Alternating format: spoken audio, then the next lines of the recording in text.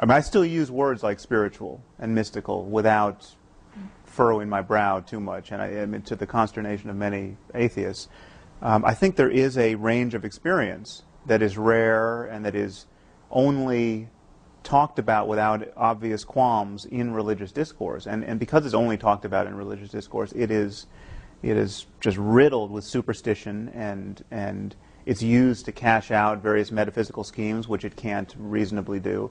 But clearly people have extraordinary experiences, whether they have them on LSD, or they have them because they were alone in a cave for a year, or they have them because they just happen to have the neurology that is particularly labile, that allows for it. But people have self-transcending experiences, and people have the best day of their life where everything seemed, they seemed at one with nature. Sure. And for that, because religion seems to be the only game in town in talking about those experiences and dignifying them, that's one reason why I think it seems to be taboo to criticize it, because you're talking about the most important moments in people's lives and trashing them, at least from their view. Well, I don't have to agree with you, Sam, in order to say that it's a very good thing you're saying that sort of thing, because it shows that, as you say, religion is not the only game in town when it comes to being spiritual. It's like it's a good idea to have somebody from the political right who is an atheist, because otherwise there's a confusion of values which doesn't help us, and it's much better to have this diversity in other areas. I mean, I think I sort of do agree with you, but even if I didn't, I think it was valuable to have that. Right. If one could make one change, and only one, mine would be to distinguish the numinous from the supernatural. Yes. Right. You had a marvelous quotation from Francis Collins, the genome pioneer, who said, while mountaineering one day, he was just overcome by the landscape, and then went down on his knees and accepted Jesus Christ. A complete non sequitur. It's never even been suggested that Jesus Christ created that landscape. Right. A frozen waterfall in three streams. Three parts. Which would be the mind of the Trinity. Well, yeah, absolutely. We're all triune in one way or another. We're programmed for that. That's very clear. It wouldn't ever have been a four-headed God. Right. You know that from experience.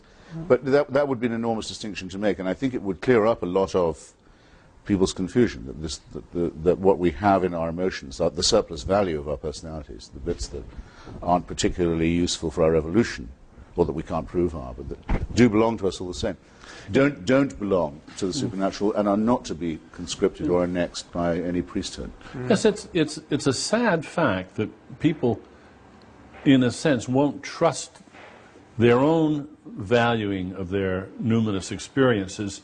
They think it isn't really as good as it seems unless it's from God, unless it's in some kind of a proof of religion. No, it's just as wonderful as it seems. It's just as important. It is the best moment in your life. And it's the moment when you forget yourself and become better than you ever thought you could be in some way, and see in all humbleness the wonderfulness of nature.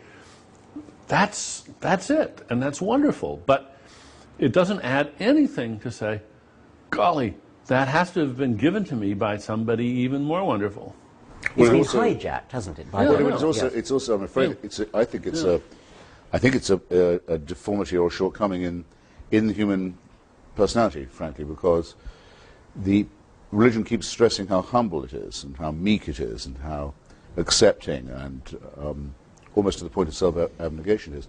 But actually, it makes extraordinarily arrogant claims for these moments. It says that I suddenly realized that the universe was all about me. Yes. And felt terrifically humble about it. Come on, we can laugh people out of that, I believe. Right. Yeah.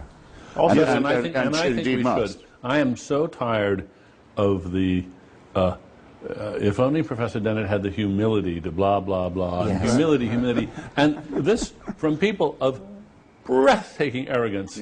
I think I shove one aside, saying, "Just don't mind me. I'm on an errand for God." Yeah, right.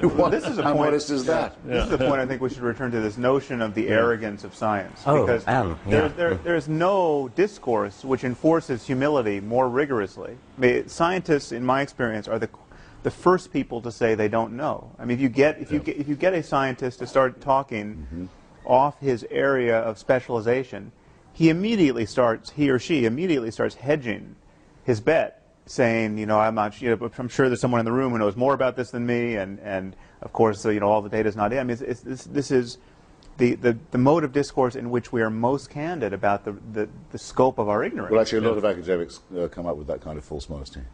But I do know what you mean. Yes, it is. Many's the historian who says, no, I yield to someone. No, but any academic should do that. Yes, they should. But the thing about religious people is that they recite the Nicene Creed every week, which says precisely what they believe. There are 3 gods, not one. The Virgin Mary, Jesus died, went to down for 3 days and then came up again. Yeah. I mean, in precise detail. And yet they have the gall to accuse us of being overconfident and of not knowing what it is to doubt. And I don't think many of them ever let themselves contemplate the question which I think scientists ask themselves all the time: what if I'm wrong? Yeah. What if I'm wrong? I mean, it's just not part of their repertoire. Actually, would you mind if I disagreed with you about that? I mean, a lot of the talk that makes religious people hard to not hard to beat, but hard to argue with, is precisely that they'll say they're in a permanent crisis of faith. There is indeed a prayer, Lord, I believe, help thou my unbelief. Graham Greene says the great thing about being a Catholic was that it was a challenge to his unbelief. A lot of people live by keeping 2 sets of books. In fact, it's my impression. There is that. It's my impression, in fact, that a majority of the people I know who call themselves believers or people of faith do that all the time. I wouldn't say it was schizophrenia. That would be rude. But they're quite aware of the implausibility of what they say. They don't act on it when they go to the doctor or when they travel or anything of this kind. Right. But in some sense, they couldn't be without it. But they're quite respectful of the idea of doubt. In fact, they try and build it in when they can. Well, that's interesting then. And so when they are reciting the creed with its total sort of apparent conviction, is this a kind of mantra which is forcing themselves to overcome doubt by saying, yes, I do believe, I do believe, I do believe, because really I don't. And of course, like the others, like their secular counterparts, they're glad other people believe it. It's an affirmation they wouldn't want other people not to be making. Well, also there's this curious bootstrapping move, which I tried to point out in this recent On Faith piece. This idea that you start with the premise that belief without evidence is especially noble. I mean, this is the doctrine of faith. This is the parable of doubting Thomas. And so you start with that, and then you add this notion, which has come to me through various debates, that the fact that people can believe without evidence is itself a subtle form of evidence. I mean, we're kind of wired to, actually Francis Collins, you mentioned, brings this up in his book, where the fact that we have this intuition of God is itself some subtle form of evidence. And there's this kind of kindling phenomenon where once you say it's good to start without evidence, the fact that you can is a subtle form of evidence, and then the demand for any more evidence is itself a kind of corruption of the intellect or a temptation or something to be guarded against, and you get a kind of perpetual motion machine of self-deception where you can get this thing up and running. But they like the idea that it can't be demonstrated, because then there'd be nothing to be faithful about. Right. That's the point of faith. If everyone had seen the resurrection, and we all knew that we'd been saved by it, so, then we would be living in an unalterable system of belief, and it would have to be policed. Right. Well, and it would actually be, those of us who don't believe in it are very glad it's not true, because we think it would be horrible. Those who do believe it don't want it to be absolutely proven so there can't be any doubt about it, because then there's no wrestling with the conscience, there are no dark nights of the soul. It was a review of one of our books, I don't remember which, but it was exactly that point, that just, what a crass expectation on the part of atheists that there should be total evidence for this. I mean, there'd be much less magic. If everyone was compelled to believe by too much evidence. Actually, this is Francis Collins. I'm sorry. This is Francis Collins. A friend of mine, Canon Fenton of Oxford, actually, said that if the Church validated the Holy Shroud of Turin, he personally would leave the ranks, because if they were doing things like that, he didn't want any part of it. Right.